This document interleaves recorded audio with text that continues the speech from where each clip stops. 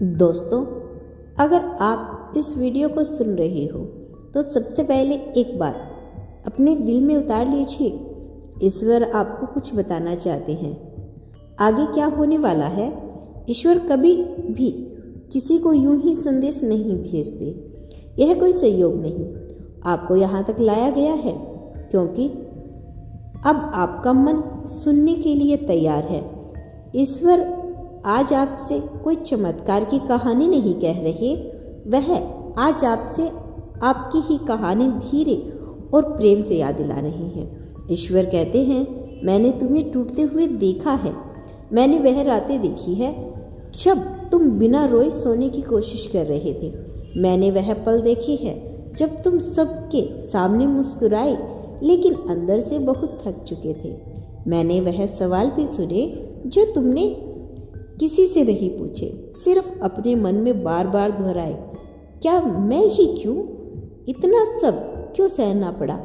क्या कभी कुछ अच्छा होगा? उनके पास आपके हर सवाल का उत्तर था, लेकिन हर उत्तर तुरंत नहीं दिया जाए, यह जरूरी नहीं होता। देर कभी सजा नहीं होती।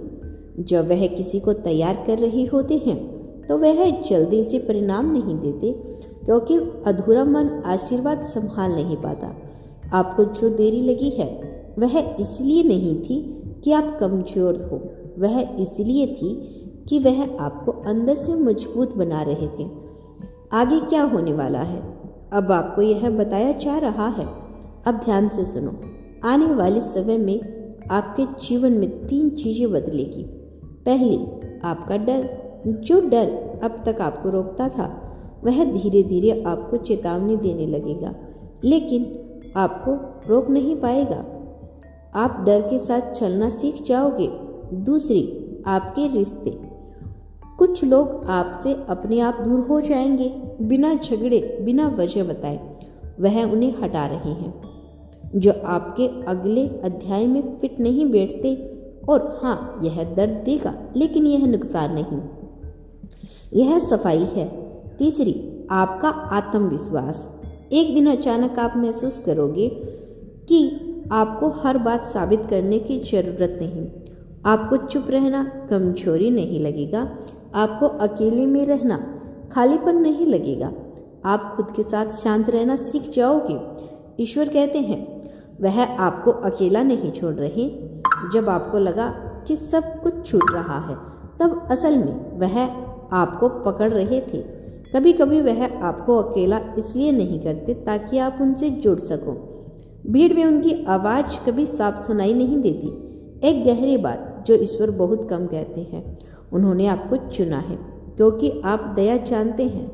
आपने दर्द को कड़वाहट नहीं बनने दिया।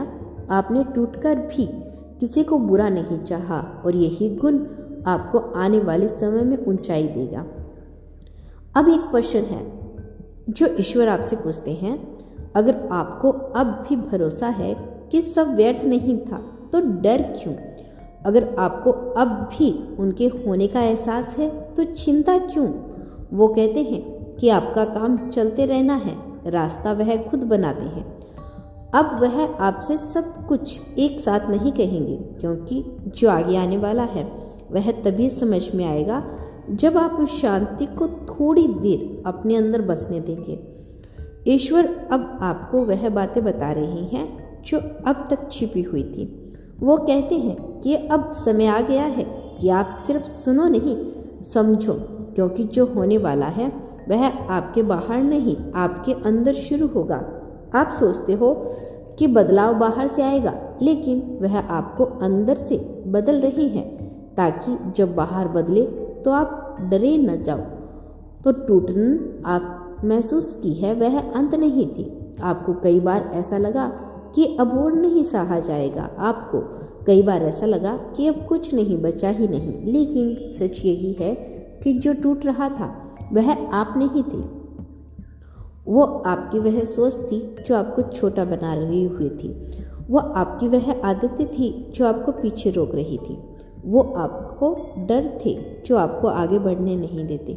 उन्होंने आपको तोड़ा ताकि आप खुद से मिलवा सके। ईश्वर की यह और सच्चाई खामोशी खालीपन नहीं होता। अगर आज आपकी ज़िंदगी में शोर कम हो रहा है, अगर लोग कम बोलने लगे हैं, अगर फ़ोन ज़्यादा देर तक चुप रहता है, तो इसे कभी कम मत समझना। यह वह समय है जब वह आपके कानों से ज़्यादा आपके दिल से बात करते हैं। खामोशी में उनकी आवाज़ सबको साफ सुनाई देती है। ईश्वर अब आगे का रास्ता दिखाते हैं कि आने वाले समय में आपको 3 तरह के अनुभव होंगे। पहला अनुभव होगा, सच का बोझ हल्का होने लगेगा। जो बातें आप सालों से अपने मन में दबाए बैठे थे, वह धीरे धीरे आपके अंदर खत्म होने लगेगी। आप सब कुछ कहना चाहेंगे, लेकिन आपको सब कुछ सहना भी नहीं पड़ेगा। दूसरा अनुभव होगा, सीमाएं बनाना सीखना। आप अब हर किसी को खुश करने की कोशिश नहीं करेंगे। आप अब हर बात पर हाँ नहीं कहेंगे, और यह स्वार्थ नहीं होगा, यह आत्मसम्मान होगा। ईश्वर कहते हैं कि जिस दिन इंसान खुद की सीमा पहचान लेता है, उसी दिन वह उसके लिए नई राह खोल देती है।